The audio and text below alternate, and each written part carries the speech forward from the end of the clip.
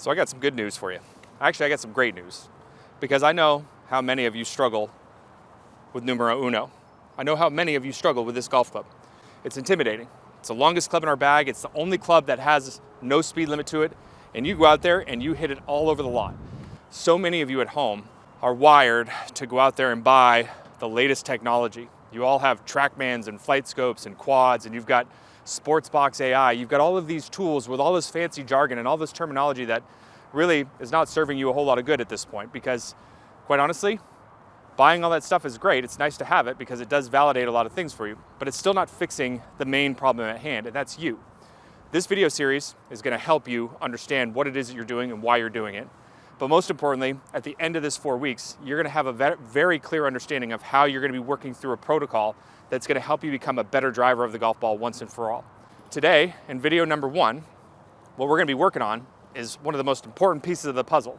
You're going to be learning how to move your body quickly through a loading and unloading process so that you can also avoid the big common fault of moving into early extension. That's right. I know a lot of you at home, when you get this big club in your hands, you want it to go down fast. And a good way for you to be able to apply a lot of that force from the grip down into the club head is to get up out of the ground and to stand up out of posture. And that, unfortunately, is costing you a ton of consistency. You want speed, but you also want to be consistent at that. So strap on your seatbelts and let's get to work on video number 1. Since I'm doing you a big favor with this series, I need you to do me a big favor. I need you to take a moment of your day and just head down below and make sure you're subscribed to the channel, and make sure you turn on your bell notifications, and make sure you leave us a like. And if you have any questions or comments, please feel free to post that up below, and we'll help you out as best we possibly can. Now, let's get to work.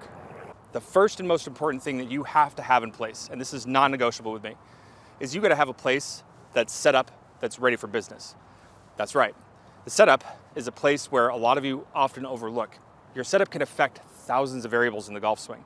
So what I'm going to do here for the first 3 or 4 minutes of this video is I'm going to bore the death out of you, because I want to make sure that every single rep that you do over the next 4 weeks is done from a very concentrated position that can sustain the loading and unloading forces that you're going to be generating in the golf swing, and so that you can avoid a lot of the common faults that could put your body in harm's way. Now, how we're going to do this is we need to understand what we're going to be doing with our driver. And that is, we're going to be swinging this thing with a great deal of speed. Some of us are going to be producing 100, 110, 115 miles an hour speed. Some of us are even going to be producing more. And with that being said, the golf club can effectively become pretty heavy. So when it comes to swinging the golf club, there's 2 things that you want. You want stability and you want balance. Now, when you hear that word stability, if I told you I wanted you to get really stable, what would you do? Well, the first natural reaction would be you'd get really wide and really low. Now, the problem with being really wide is that in order for you to be able to transfer weight in the golf swing, upwards of 90% of our weight over in our trail foot to 90% of our weight in our left foot, what are you noticing about my head? Well, my head has to move all over the place. And so we need to get a stance width that's going to allow us to transfer our weight without our head moving more than 1 inch to 2 inches or so max. So what I like to do is I like to establish my base first. This is where I get stable and this is where I get balanced. And so if I have my feet directly underneath my hip sockets here, so my ankle joints are directly underneath my hip sockets, I just want to take a little step out, so just a little bit wider than the width of my pelvis here. That's my stock stance width. Now with the driver, we want to be just a fraction wider than that. Okay, and we also, remember, we want to be balanced at that same time. Now when you hear that word balance, I want you to think about this a little bit more on the objective side. Okay, a lot of us have been told to set up with our weight in our balls of our feet because it's an athletic sort of position. It's allowing us to react. But in the golf swing, we're not really moving anywhere. We're going to be moving up out of the ground for sure, but we're not really trying to react and try to catch a ball that's hit sharply to the shortstop. You understand what I'm saying? So a good way to think about your true balance is to think about when you and I are standing there having a conversation with one another, where your weight naturally starts to fall into. You should feel it directly underneath your ankle joints. So when you establish your base, you want to make sure that you've got a stance width that's a little bit wider than your stock stance width, and you want to make sure that you feel your weight underneath your ankle joints. Now, a good way for you to get yourself over the golf ball is to stand up in a neutral position. Okay, stand up, make sure your spine is upright, make sure your legs are straight, make sure your shoulders in a down and depressed position, no rounded, and keep your chin up. Cross your arms over your shoulders. Okay, I'm not going to cross over my microphone here, But what I want you to do is I want you to start to hinge from your hips. So push your butt back, keep your legs locked out straight, and keep your chin up. And when you can start to see the golf ball, okay, all I want you to do is just soften your knees, just so the back of the knee is over the center of the ankle, and I want your arms to hang down freely. This right here is going to be your setup position. You should feel your weight pushing through your ankle joints into the floor. You should feel very stable based off of your stance width. And you certainly should feel like you can move in the golf swing and not be sort of frozen. You want to be able to create movement. That's what today is all about. We're not going to get into this position where we're just trying to stretch and unstretch. We're going to be creating good movement because you need to move fast in the golf swing and you need to use a balance of the forces. So remember, here's how we get ourselves over the golf ball. Get ourselves a little bit wider. Make sure we've got our weight underneath our ankle joints. Shoulders back. We're going to hinge slowly, keeping our legs locked out straight. When I can see the golf ball, I just soften my knees just a little bit. Arms hang down freely. And now I'm ready for showtime. Now, final piece here. During the first 2 videos, I want you to use a stock ball position of the logo on your chest or your left ear. This is going to change small amounts when we get to video number 3 and we start to work on optimizing. But I want you to use a stock ball position because when we start to train this, you need to have your eyes focused on something and you need to get your proprioception trained to know that, hey, my movement, what I'm training here is going to be something that's going to be realistic when it's go time. So now that you get yourself all set up, now we need to get ourselves moving. Now, the way that we're going to do this, each one of these practice sessions over the next 7 to 10 days, or anytime you practice this, it's set up for you to be doing somewhere between 100 to 150 reps. Now, as I was designing this program, it takes somewhere between 35 and 45 minutes to create a good, solid program. And in this first video, we're not swinging the golf club and we're not adding our small system of our arms and our wrists back to the mix at all. We're working on training our big system on how to move from a static address position all the way to a good finish position. Now this is gonna be done in 3 separate components here because we need to get things warmed up. But I wanna have a few housekeeping items here for you today that is gonna kind of help you understand how we're gonna structure things. So anytime you hear me reference the center of mass, I just want you to create a visual in your brain about from your belly button to your belt buckle as being where your center of mass is gonna be located. Now what we're gonna do here in step number 1 is we're gonna be working on our loading procedure. And I want you to think about any time we reference the center of mass being on one side of the golf ball or the other, is if it's on the right side of the golf ball, I want to use the muscles in the right side of my body to be able to rotate. If it's on the left side of the golf ball from your perspective, I want you to use the left side muscles in the downswing. Okay, so we're going to be using that as our reference point here. Now the first thing I want you to do is I want you to go ahead and get that good setup and get your arms across your shoulders. And I just want you to make some small reps here back and forth where you just pick your left heel up off the ground. So in order to do that, your weight has to move to the forward part of the foot. You're pushing into the ground and the ground is creating a reaction. This is moving my center of mass a great deal in behind the golf ball. And if I were to do the exact opposite with my right foot, now you can see that my center of mass moves to the left side of the golf ball. And I want you to do this with your eyes focused down on the golf ball and maintaining your posture. Just back and forth. Okay, now, a lot of you at home are gonna feel crazy. You're gonna feel way too much movement. Why? Well, because it is way too much movement. We're not just gonna be using horizontal natured force for the golf swing. We're gonna be using horizontal, rotational or torque, and we're gonna be also using some vertical movement.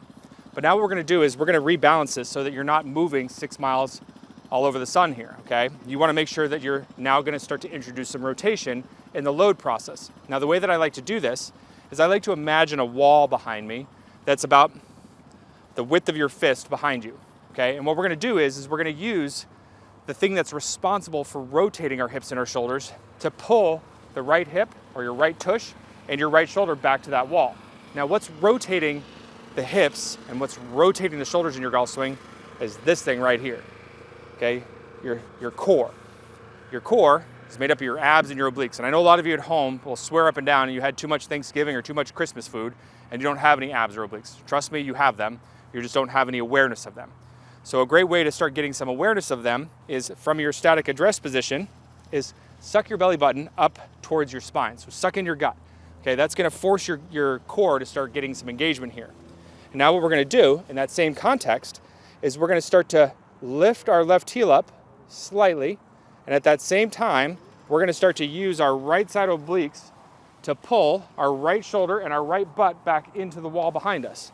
So it's gonna look like this. So center of mass is gonna move behind the ball. And as soon as I feel it start to shift in behind it, I'm gonna pull these right side obliques, I'm gonna stretch them back in behind me. And at that same time, I'm gonna feel that right shoulder go back into the wall as well. Now, what you're gonna feel here is about 90% of your weight now underneath your right ankle. Okay, you should feel the pressure moving and almost screwing your foot into the ground.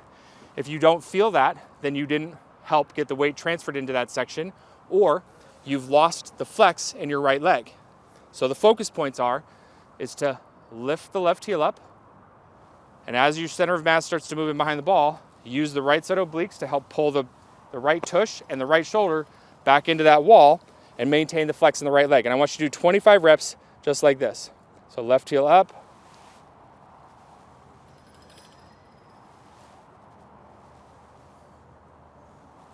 Notice that my heel is coming up very gradually.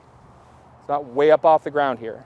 I'm just using my foot and the ground to help move my weight, and I'm using the right side obliques to help pull my tush and my right shoulder back into the wall.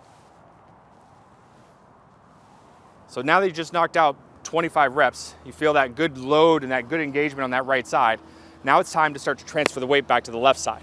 Now, there's many different ways that I teach this, but I like to simplify how you move your body in space so that you're not having to think about 35 different things in order to make a golf swing. Now, the simplest and most effective way to get your hips to move dynamically, and what I mean by dynamically is that they're not gonna just shift and they're not just gonna rotate, they're gonna do both of those, is that left foot that you just picked up off the ground. I want you to think about sitting down on your left ankle, okay? Now, at that same time, what you're gonna be trying to do is when you sit down on that ankle, I want you to try to hold your right tush and your right shoulder back against that wall that you just parked it against.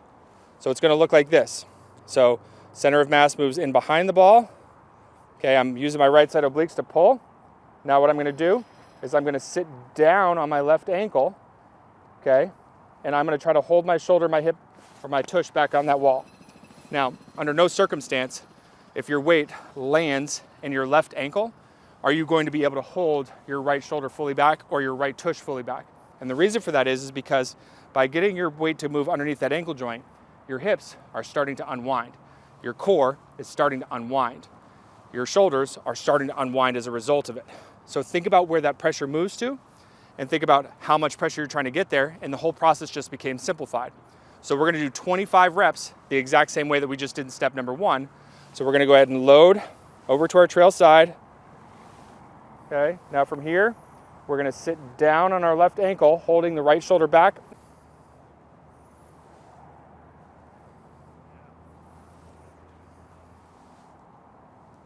Now we gotta finish off the job and get ourselves back to an impact position.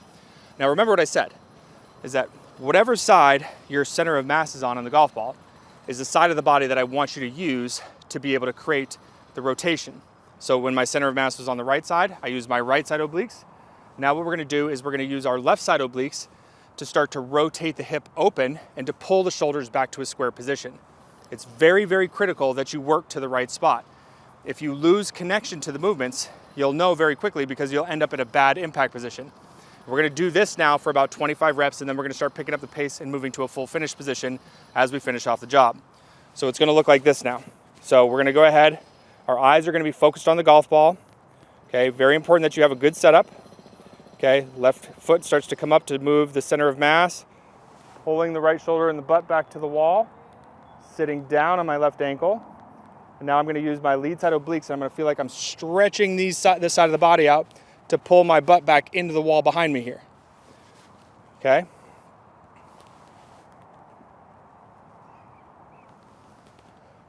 Okay? I want you to do 25 reps. Load, unload, rotate. You're gonna start being able to pick up the pace here.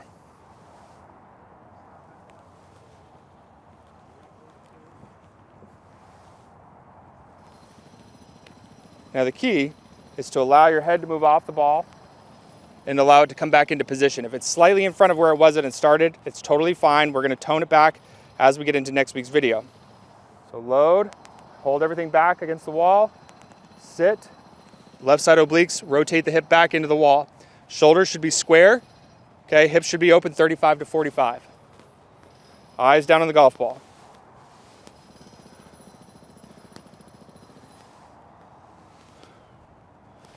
Okay, now, you've just done 75 reps.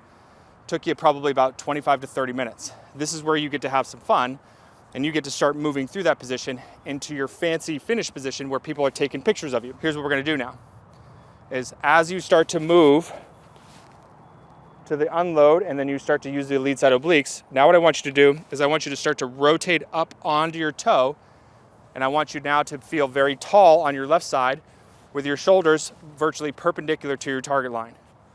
Okay, so it's gonna look like this now. So load, so my center of mass is now in behind the ball. Okay, pull the right shoulder back, unload, and to finish. Okay, so now it's gonna be load,